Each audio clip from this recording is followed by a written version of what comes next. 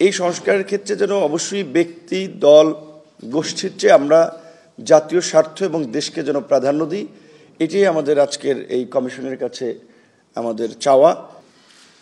আমরা মনে করি আজকের এই আমাদের বসা এবং আজকের এই আলোচনা এটা বাংলাদেশের আগামীর অগ্রযাত্রার জন্য একটি গুরুত্বপূর্ণ অধ্যায় রচনা করবে, সেই প্রত্যাশা নিয়ে আমরা এখানে এসেছি।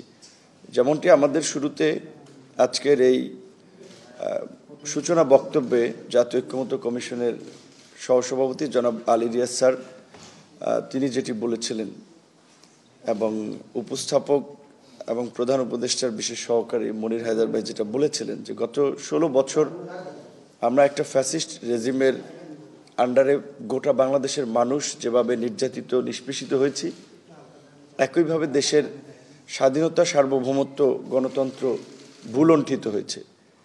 সেখান থেকে উত্তরণ এবং আগামীতে যেন কোনো শাসক এইরকম একটি পথ অবলম্বন করে নাগরিকদের নিপীড়ন সহ দেশকে যেন ঝুঁকির মধ্যে না ফেলাতে পারে, সেজন্যই আমরা একটা কার্যকর সংস্কারের লক্ষ্য নিয়ে আমরা এই জাতীয় ঐক্যমত্য কমিশনের মাধ্যমে এগুলো বাস্তবায়ন করতে চাই। গণ অধিকার পরিষদ আপনারা দেখেছেন তুলনামূলকভাবে অন্যান্য রাজনৈতিক দলগুলোর সাথে তুলনা করলে একটি নবীন রাজনৈতিক দল হলেও আমাদের একটা ধারাবাহিক সংগ্রাম আছে।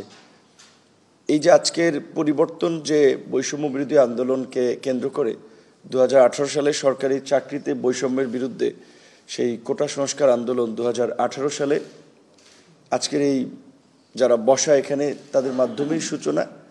এবং এটা তো সবার খেয়াল আছে যে একটা সিম্পল স্টুডেন্ট মুভমেন্ট, কিছু দাবি দেওয়া নিয়ে আমরা 17ই ফেব্রুয়ারি থেকে শুরু করেছিলাম এবং সেটা 4 অক্টোবর একটা লিখিত প্রজ্ঞাপনের মধ্যে দিয়ে প্রায় 8 মাসের অধিক সময় সে আন্দোলন হয়েছে। এবং সে আন্দোলন করতে গিয়ে আমরা ধারাবাহিকভাবে হামলা, মামলা, জেল, কিন্তু আমরা হাল ছাড়ি নাই। যে তরুণদের যে হাল না ছাড়ার প্রবণতা, শেষ পর্যন্ত আমরা কিছুটা হলেও আমাদের অধিকার আদায়ে আমরা বিজয়ী হয়েছিলাম।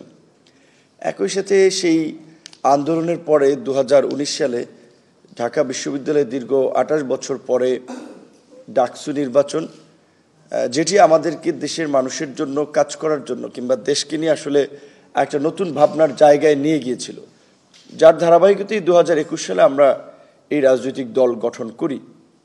পাশাপাশি আমরা আরও বিভিন্ন শ্রেণী পেশার মানুষের সংগ্রাম লক্ষ্য করেছি। বিশেষ করে এখানে যারা ঐক্যমত্য কমিশনের আছেন তাদের মধ্যে ইফতেখার সাহেব, বদিউল আলম ভাই, তারা দীর্ঘদিন ধরেই তারা একজনে একটা সমাজ সংস্কার দুর্নীতির বিরুদ্ধে তাদের যে লড়াই এবং সুশাসন, জবাবদিহিতা নিশ্চিত করতে বদিউল আলম মজুমদার সহ আরও এখানে যারা আছেন তারাও স্ব জায়গা থেকে চেষ্টা করে গেছেন।